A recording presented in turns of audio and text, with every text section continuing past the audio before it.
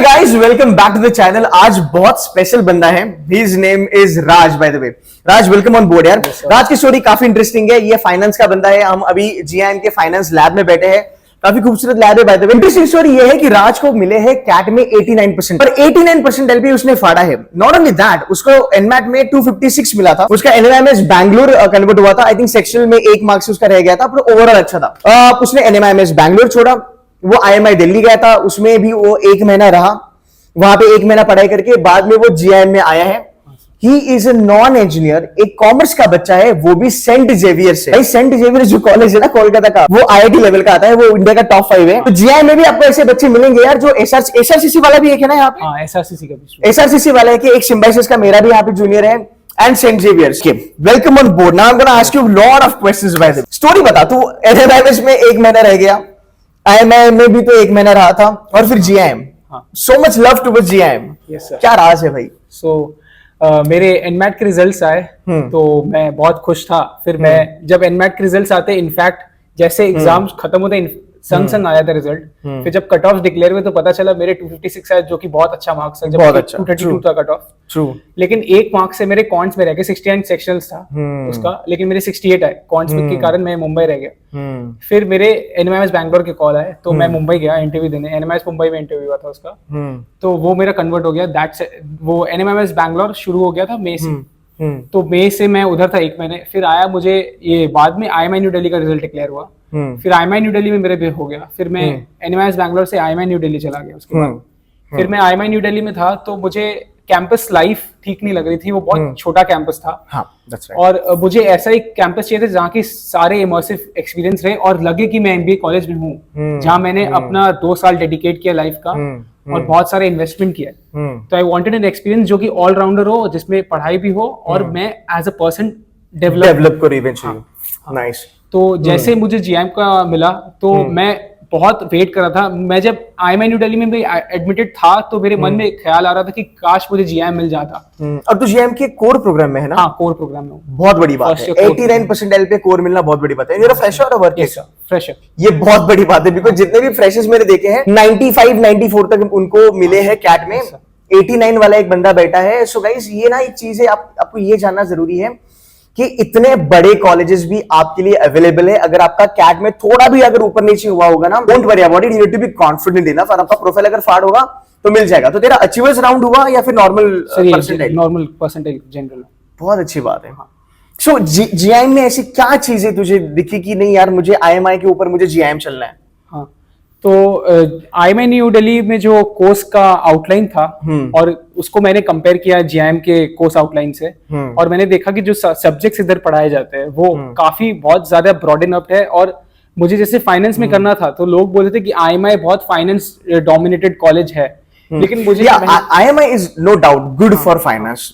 तो तुम्हारा क्या चॉइस था फाइनेंस में? मैंने देखा कि प्लेसमेंट्स कंपेयर किए मैंने, तो मैंने बहुत सारे लिंक्डइन में सीनियर से भी कॉन्वर्सेशन रखा, both from IMI and from GIM. तो मुझे फर्स्ट एन एक्सपीरियंस मिला कि क्या है रियलिटी जो चल रहा है माइंडसेट कि आप अगर इस कॉलेज में हो तो वो फाइनेंस वाला है या वो मार्केटिंग वाला है। ऐसा नहीं है, आप अच्छे से अपने आप से रिसर्च करो। मैंने चूज किया GIM for a finance background. मैंने देखा कि सारे तरफ प्लेसमेंट्स देखा, मैंने सीनियर से इंटरेक्ट किया। फिर मैंने देखा कि इधर काफी सारे अपॉर्चुनिटीज हैं। यहाँ के समर इंटर्नशिप्स और फाइनल प्लेसमेंट भी बहुत सारे कंपनीज आते हैं। और जीआईएम को बहुत लोकेशनल एडवांटेज है। गोवा में है और ये बैंगलोर और मुंबई के बीच में आते हैं, तो बहुत सारे कंपनीज के इन्फ्लक्स आते हैं। तो स्टूडेंट्स को बहुत ज्यादा अपॉर्चुनिटीज मिलता है compare to any other colleges all over India. तो स्टूडेंट्स यहाँ रहते हैं और उन्हें एक अच्छा सा बैकग्राउंड मिलता है। और जीआईएम में 4 टाइप्स के सिलेक्शंस होते हैं, एक जनरल, एक अचीवर्स, एक एलीट, अचीवर्स राउंड। तो ये और इसमें से जो भी टाइप के स्टूडेंट्स आते हैं सारे डाइवर्स बैकग्राउंड से आते हैं। कोई डेंटिस्ट्री से है, कोई मेरे राइट साइड में एक बंदा बैठता है वो है फॉरेंसिक साइंस से, और मेरे बगल में बैठता है एक एसआरसीसी से स्टूडेंट, और मैं खुद बीकॉम था। तो इंजीनियर्स भी बहुत है और इसका पूरा इक्वली डाइवर्स बैकग्राउंड है। 50% इंजीनियर्स, 50% नॉन इंजीनियर्स। और जैसे ना हम बोलते हैं ना कि जो आईआईटीज वाले होते हैं है ना, उसी तरह से guys SRCC, Loyola, Symbiosis arts and commerce, Saint Xavier's, ये बीकॉम के आईआईटीज है अगर आप उस एंगल से देखोगे। एंड और एक परसेप्शन होता है कि मोस्टली जेवियर्स वाले सिम्बी वाले या फिर एसआरसीसी वाले बच्चे IIM अहमदाबाद, बैंगलोर, कलकत्ता वगैरह जाते हैं या फिर कहीं और जाते नहीं, ये भी गलत है। अभी मैं GIM में बैठा हूं, मैंने देखे सेंट जेवियर्स तो आपके सामने है, एसआरसीसी वाले और सिम्बायोसिस आर्ट्स एंड कॉमर्स वाले भी बच्चे यहाँ पे हैं। That is because of the brand. And imagine, जैसे इसने कहा कि 4 टाइप का तुम्हारे राउंड्स होते हैं सिलेक्शन के। प्राउड यहाँ पे इतना ज्यादा डाइवर्सिफाइड है और इतना ज्यादा स्मार्ट और टैलेंटेड है बिकॉज प्रोफाइल बेस्ड वाले भी बच्चे हैं और कट ऑफ वाले भी बच्चे हैं। So no doubt GIM is doing really good as far as finance is concern. IMI के साथ हम कंपटीशन या फिर IMA के साथ हम कंपैरिजन नहीं करना चाहते, बट हर एक बच्चे का अपना अपना एक चॉइस होता है and that is the reason he is here मेरे ख्याल से।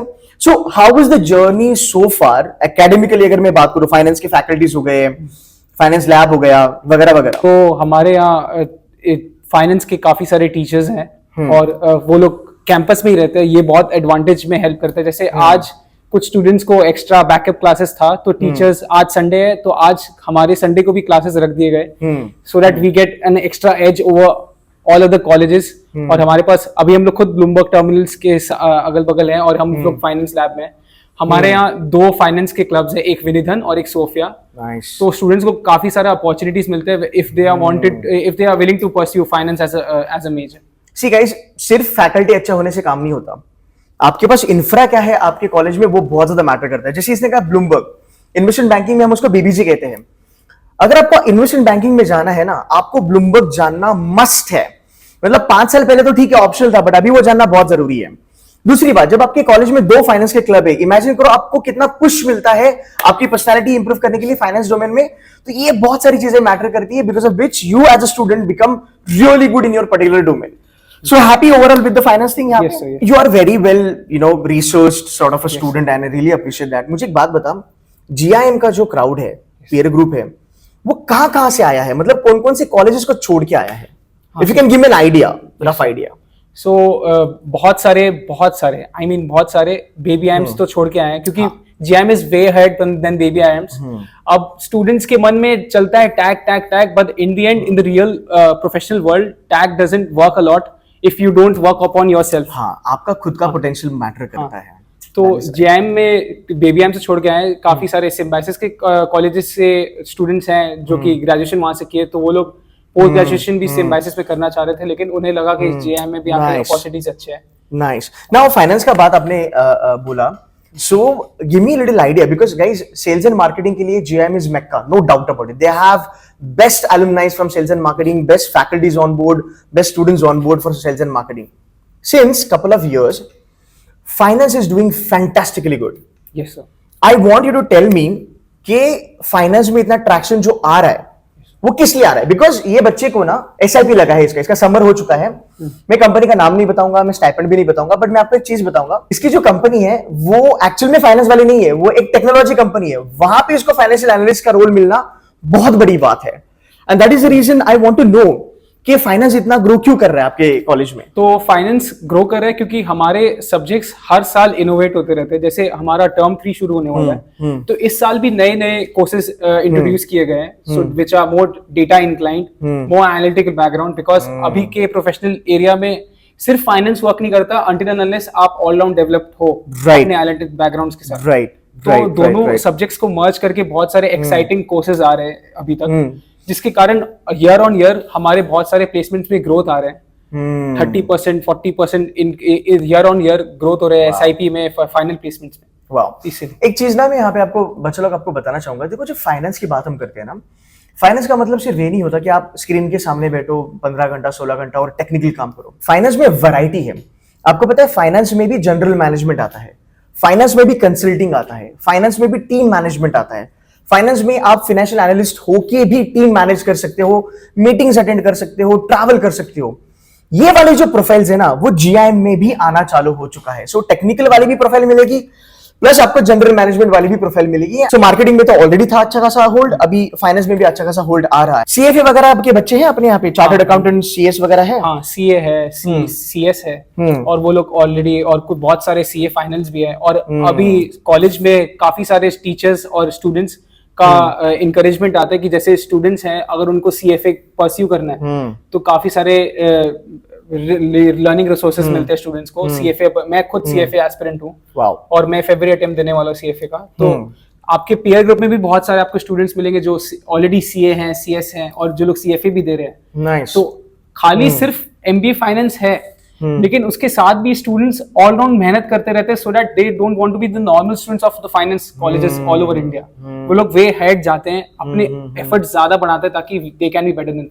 All right. By the way, how was the experience with my finance session? By the way, guys, मैंने ना GM में आके एक गेस्ट सेशन लिया था फाइनेंस के ऊपर कि आप how do you analyze financial statement, you know? How was the experience यार? सर काफी अच्छा एक्सपीरियंस था और हम लोग बहुत वेट कर, जैसे हम लोग को इन्फॉर्मेशन पता चला था हाँ. कि केतन सर आ रहे कैंपस में, सारे हाँ. स्टूडेंट्स बहुत एक्साइटेड थे। Wow. और ये जो नॉलेज है सर आपने जो दिया है वो काफी, और जो लेमन ब्रदर्स का आपने एग्जांपल हाँ, दिया था, वो जो हाँ. केस स्टडी आपने एनालिसिस दिखाया, एक हाँ. कैसे रेशियो एनालिसिस से बड़े बड़े कंपनीज कैसे कैसे इफेक्ट होते हैं, स्टूडेंट्स को पता चला कि वो लोग जो पढ़ रहे हैं कॉलेज में टर्म्स वो कैसे रियलिटी में एक्सपीरियंस कर सकते हैं और कैसे उससे बिल्डअप कर सकते हैं स्टूडेंट। काफी मोटिवेशन मिला और सारे फाइनेंशियल एस्पिरेंट्स जो लोग हैं फर्स्ट ईयर और सेकंड ईयर्स के, उनको बहुत कुछ सीखने मिला आपसे। Last question for the day. You've done a great job. काफी सक्सेसफुल हो गए अभी तो मेरे ख्याल से, इतने बड़े बड़े ब्रांच है। And it's a good student by the way. What's C2C helpful in your CAT journey? तो जब डे 1 था मेरे कैट प्रिपरेशन का, तो मुझे पता चला था कि सर के वीडियो से, यूट्यूब से मैंने जो सीखा था कि सर का जो टीचिंग का टेक्निक है, टीचिंग के कंटेंट है, वो काफी अलग और काफी बहुत यूनिक है और स्टूडेंट की तरफ, वो स्टूडेंट्स की रियलिटी को समझते कि क्या प्रॉब्लम्स वो लोग फेस कर रहे हैं। ऐसे जेनरिक कंटेंट जो काफी जगह मिलते हैं वो वैसा नहीं है। सर का कंटेंट सारे स्टूडेंट्स कनेक्ट कर पाते हैं। मुझे जो कॉन्सेप्ट समझ में आता था, मैं जब सॉल्व करता तो मेरे मन में प्ले होता था कि सर ने ऐसा सिखाया तो ये अप्रोच मैं कर सकता हूँ, और काफी मोटिवेटिंग भी रहता था सर का वाईटी लाइव सेशंस। और जब मेरा कैट का स्लॉट 3 वाला था स्लॉट, तो स्लॉट 2 और स्लॉट 3 के बीच में जो टाइमिंग रहता है उसमें मैंने सर के एनालिसिस देखे थे कि स्लॉट 1 और स्लॉट 2 का कैसा था, और सर के जो लास्ट 7 डेज, लास्ट 10 डेज कैसे कैसे माइंडसेट रखना है स्टूडेंट्स को, वो भी बहुत हेल्प किया। और सर के मॉक्स के जो स्ट्रैटेजीज रहते हैं कि कैसे मॉक्स के पुराने क्वेश्चंस को एनालाइज करना है, कैसे बिल्डअप करना है अपने मिस्टेक्स के ऊपर, और ज्यादा टेंशन नहीं लेना है, ज्यादा लोड नहीं लेना है, तो वो मुझे बहुत हेल्प किया। तो फॉलो करना चाहिए सब लोगों ने YouTube चैनल। Cool है यार, thank you so very much Raj, had great talk with you, and guys keep following your C2C mentor का channel, do share his videos with your friends यार, काफी मोटिवेटिंग स्टोरी है बंदे का, and do subscribe to the channel. Thank you so very much, take care and bye bye.